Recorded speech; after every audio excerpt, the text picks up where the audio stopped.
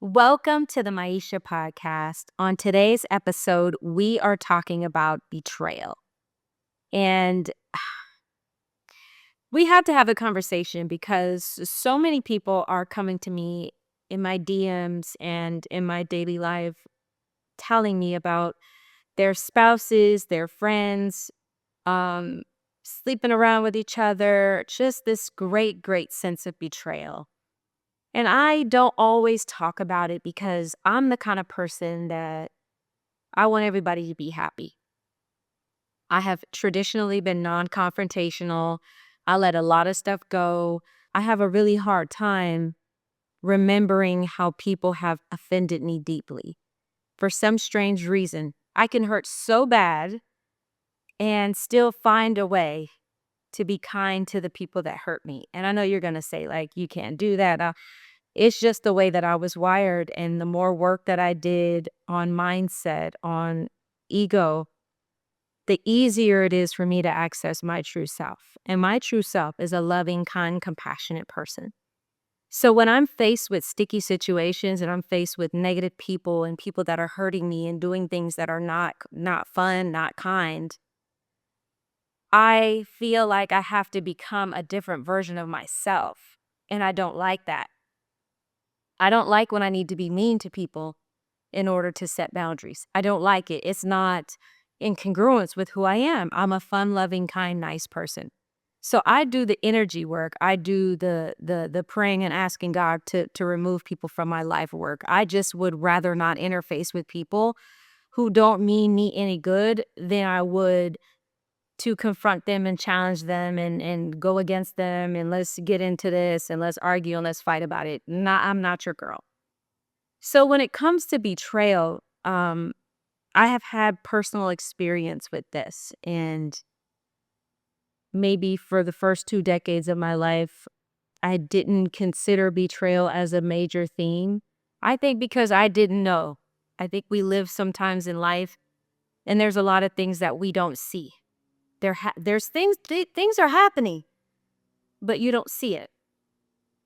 And I think I was one of those people that just didn't see a lot of the stuff that was happening around me, and I didn't compute it or necessarily like feel like I was being betrayed. However, I came into a season of my life where I started to see people for who they were, and I was amazed. I was amazed. Um, I just was. I was amazed at the number of women I felt like wanted to take my place, the number of women that were in line, the moment that they felt like it was an opportunity, the number of people that I talked to, some of them about my experiences, and they would be the first people at church to next Sunday. I was amazed. And I'm not saying that people shouldn't be able to do what they want to do with their lives. What I am saying is I was very well aware that there was a situation going on. Like, it felt like there's a game being played, and I'm the only one that doesn't know about the game. And I looked from the outside in for the first time, and I was like, wow, you mean to tell me people that I have prayed with and cried with and counseled would want to be in my ex-husband's bed overnight? And I had to be the one to wake up and say, Myesha, this is your work because you expect more out of people than people expect of themselves. I have higher hopes for people.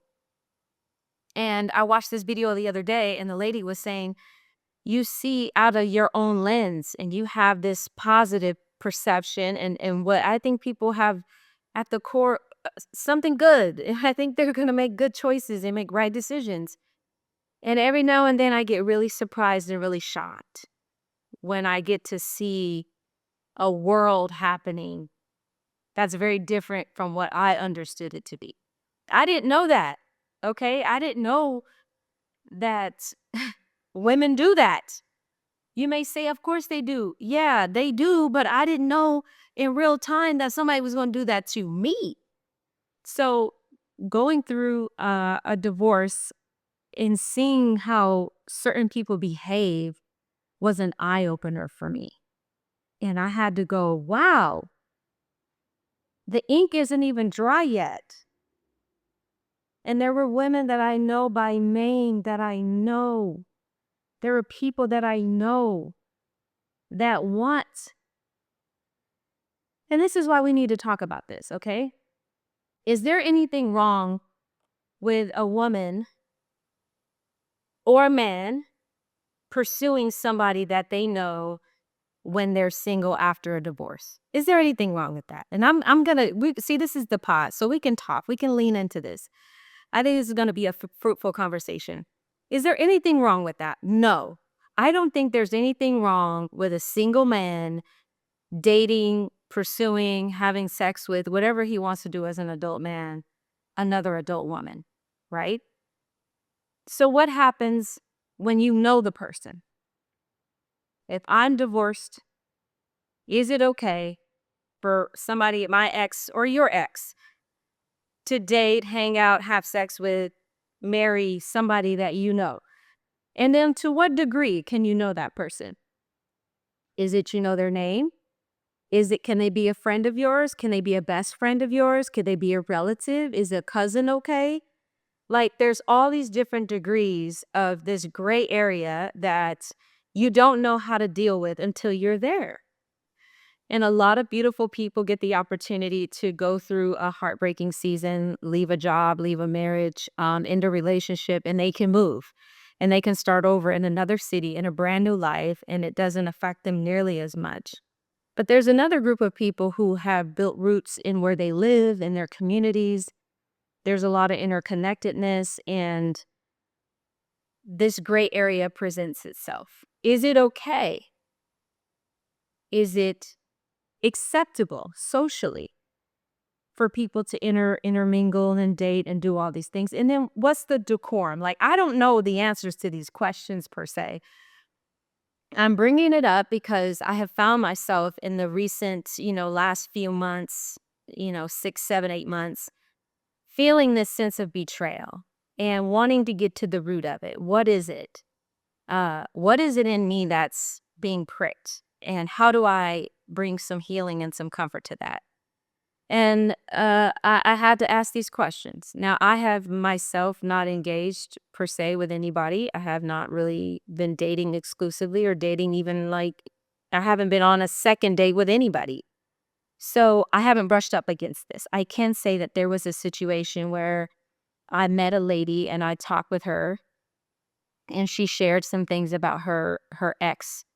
And somehow this same ex came in my orbit. Okay, so my relationship with her wasn't very developed. My relationship with him wasn't very developed. And so I had to wrestle with this. And you know what I decided to do? I decided to do what I would want someone to do for me. And I reached out to this woman and I said, hey, an opportunity came where this man, your ex, has come into my space and there's something for us to do together. I don't know what I'm going to do about it, but I'm communicating and letting you know. And she was so moved by that. And I said, because I would want somebody to do that for me. Now, I don't owe her that. I'm not telling you that this is what needs to happen. I just try to live my life and do for others what I would want somebody to do for me. And that's not, I didn't want this woman to wake up and get a phone call from a friend or see something online, seeing me with her ex-husband without her knowing that, out of respect. Because I know what it's like to be that person getting information and hearing things that's not okay when we're all adults and we're grown. And somebody would say, well, you didn't have to do that. She's not your friend and this and that. It doesn't matter, bro. Like, if you talk to me, and I get a lot of women DMing me about all kinds of things. If I ever come across your ex-husband and I know something about your story, it's just, I'm going to let you know. First of all, I don't really want anybody's ex-husband like that. I'm just telling you. Everybody has their journey and their process, but I plan on being the kind of person that could communicate through it. If you haven't changed, if you haven't I'm going to have my discernment up to know, okay, I'm really not trying to recycle old baggage that hasn't been processed. So when I say I don't want anybody's ex-husband, I mean, I want you to have gone through a process to become a different version of yourself, okay, before I date somebody. If I know you and I know some stuff about your relationship, it's just the way that I am. I'm going to pull you to the side. I'm going to say, listen, and I don't have to do that. I know that. And a lot of people will say, well, we don't have to do that for you. And I get it. But this is just the way that I have done it. And it feels really good to my soul that if anything ever happens with any person that I know your name, I know your phone number, I know your social media, I know something about you, I'm going to, as a woman, pull up to you and say, look, I know I don't have to do this, but somehow your ex-partner has come into my space. And that's all I might say. I may not give all the details. I may not circle back, but I'm going to let you know up front. So here we are. I'm feeling a sense of betrayal because there are people in my life, people that I have interfaced with that have positioned themselves, have done things that I felt somehow was harmful or hurtful to me. And I know there are a lot of people listening today that have had people that have done things that is hurtful. It's hurtful. Sometimes it's overt, sometimes it's covert. Sometimes you don't even know what's going on until you get to the other side. And sometimes somebody's blatantly, flat out playing in your face. And if you have gone through anything in this life, you know that it is likely it has something to do with humans. Humans have broken our hearts. Humans have done things that are hurtful to us. Here's what I want to bring up for you today. And I prefaced it by saying, I am the peacemaker. I don't like a lot of conflict. I don't like a lot of negativity. I sat with God and I said, God, I'm feeling some type of way about how people have handled me. The expectations I had for people to be good humans, there was a distance between what they actually did. They weren't being good. Okay? What do I do? And I felt the feelings. And this is what I'm going to tell you to do. Feel your feelings. If you've been betrayed in any way by anybody you loved, you trusted, you went out for a position, a promotion, and your best work wife applied as well and went behind your back and she got it. You like somebody, your friend shot their shot and they got the person. I don't know. You were in a marriage, got divorced, and your best friend married your ex-husband. A lot of stuff that we have moved through. And in my conversation with God about betrayal and how it happens and how we experience it and what we can do with that emotion, I just said, every person has a right to do what they want to do. And I respect that. And then I said, God, we live in a world that is not always reflective of who He is. And this is how we treat God. We do what we want. We go right to darkness and we have our fun and we could care less. And God spoke to me. It was so clear. And He is like, be thankful and grateful. Because every opportunity is teaching you something. What I learned was the people in my life that I thought betray me, they actually taught me a lesson.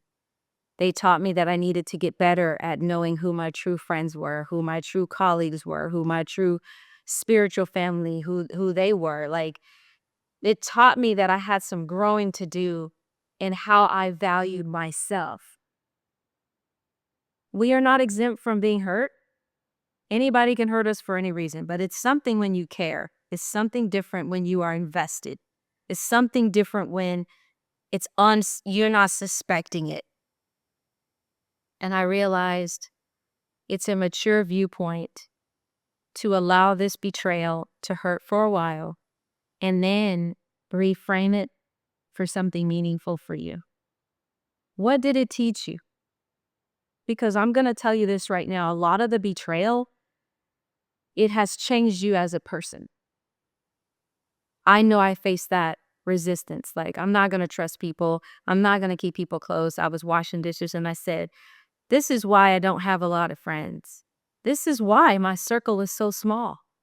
Because there is no amount of money you can pay me to be vulnerable with a bunch of people who are capable of doing what some of the people in my life have done. Okay? There's no amount of money you can pay me And I said, Myesha, don't let it change you. Don't let what other people do change you from being the loving, caring, compassionate person that you are. Allow it to teach you to get stronger, to get better. Allow it to teach you not to withhold the good that you are, but how to use it wisely. And I learned that in ministry, it opens up the pastor's wife to a lot of hurt, because the pastor's wife has an obligation to be kind and nice and open to people who are more than capable of stabbing said woman in the back. And the way we design all this is not beneficial. I'm telling you, because I could say I know thousands of people, or I know of thousands of people, or people know of me in a way that if you just work a regular job and you live your life and you have your career, you don't have that same experience. So for years and years and years and years, I know people, I know a lot of people. That makes me open and susceptible to a lot of potential hurt. So however we got here, I'm just letting you know that we have an opportunity to alchemize the hurtful things that have happened in our lives. And we get to choose what we do with it. I made a choice. At first, I don't want this to change me as a person. I don't want to become a different version of myself in order to keep this feeling away. I decided to pull up a chair for the betrayal and the hurt feelings in my life and say, hey, I give you space. What is it that hurts you the most about this situation? What is it that's bringing you discomfort? What is it that's bringing you dis-ease in your soul? And at the end of the day, I embraced and accepted that I want to feel considered and valued and appreciated and honored and loved and supported. That's normal and natural. And that there are people in my life whose decisions and choices may not always feel honoring, and that is going to have to be okay. It's up to me. It's up to me. It's up to me to handle how I deal, how I feel, how I respond to others, and how I choose to learn from these circumstances and situations, because everything is a teacher. We won't sugarcoat today and say, you know what, it's okay, forget them. I'm going to say feel it. Feel it, and feel it so much so that you have muscle memory in your body for what it feels like. I, in my personal life, have understood 10 years worth of drama in a matter of a year. And I wanted to know in my body, when I cross this path again, how to move through it, because I've been that way before. A lot of us run, we hide, we shove it under the covers, we shove it under the bed. We don't want to tackle it, we don't want to touch it. We want to pretend like it's not there. We want to rage out. We want to go off on people. We want to fight people. We want to hurt people that have hurt us. All of that. And it's natural to feel something, but it's also very mature of you, very demure, very wise of you to go a different path with that. To say, yeah, you played in my face. Yeah, you played me. You won. And accept what it is and move on. To alchemize that for good. I say thank you for teaching me how to raise my expectations in the standard that I have for people in my life and who are around me. Oh, you don't get to just walk up to me and be around me just because you're alive. No. I'm very careful now in my personal life. But you got to think, I had 20 years of accepting anybody if you were breathing and you walked up to me, I feel obligated to help you because of the role that I was playing. I don't have to play a role. I can be a human. And if I discern some stuff on you, I get to act accordingly. I get to act accordingly and say, nah. No. You can do a lot of things, but you can't play in my face, okay? So If you're going through something right now in your life and you feel betrayed, welcome home. You're not alone in this. A lot of us have been this way. That the people that we expected to do good to us in some ways did harm to us. It's not okay. It'll never be okay that it happened. But there's a part of us that will accept that it did. And we give to others the same grace that we are given ourselves. That you have a right to move how you move, but I also have a right to how I respond and what I do with this information. I'm giving you permission and space right now to feel how you feel, to process it, and then to reframe it. What did this situation teach you? And I know you can say that all people are, no. What did it teach you about you? What did it teach you about you? How do you plan to pivot? How do you plan to make a change? How do you plan to shift from this moment into something greater for you? People tell me I'm so naive, but let me tell you, honey, I had a lot of good ideas about people. And I hold that. Except for now, I limit it to the people in my world. I'm saying I have high hopes and beliefs that people are good inherently, that they do good things, that mankind is kind. I also had the experience of knowing that people are not who you think they are, and they are capable. So am I. When presented with the opportunity, I could be in that place and be that person. So I've decided to show grace for that part of me that can betray others. Show grace for that part of me that can take a woman's ex-husband but I ain't gonna do that, baby. That's just not my wiring. Okay? I am not riding off in the sunset right after a man gets divorced and be pulling up and popping out and doing all that. And I know you by name, and your number's in my phone, bro. Oh no, whoever that's your business, okay? That's how you move. But how I move, we not doing that. Nonetheless, thank you for tuning in today. Hopefully this conversation is bringing up some stuff for you in how to move and how to handle. I'm just here to process. I'm here to bring it up to the surface. Let's have the discussion. Let's figure it out. And let's continue to find our way back home. I think we're going to do a good job. I believe in us. And if enough of us choose to do the right thing, whatever that right thing may be in that moment, and we embrace and accept the things that are happening in our lives and we choose to grow from it, round of applause and clap to you. So if you're listening right now, like, subscribe, comment if you're watching on YouTube. I want to know from you, how have you handled the betrayal in your life? How did you handle it? Did you handle it well? Are you the one that slashed all the tires and broke out all the windows? How did you express yourself? How did you deal? How did you handle the people in your life that you thought were trustworthy, those best friends that slept with their husband? You know what I'm talking about. I don't have to over-explain what betrayal is. How did you handle it? How did you move forward? And what would you do differently? Until next time, thank you so much for listening. Thank you for being here. Thank you for processing this out loud with me. We are all figuring things out and finding our way back to a life we love. I'm just here to help us along the journey. Peace.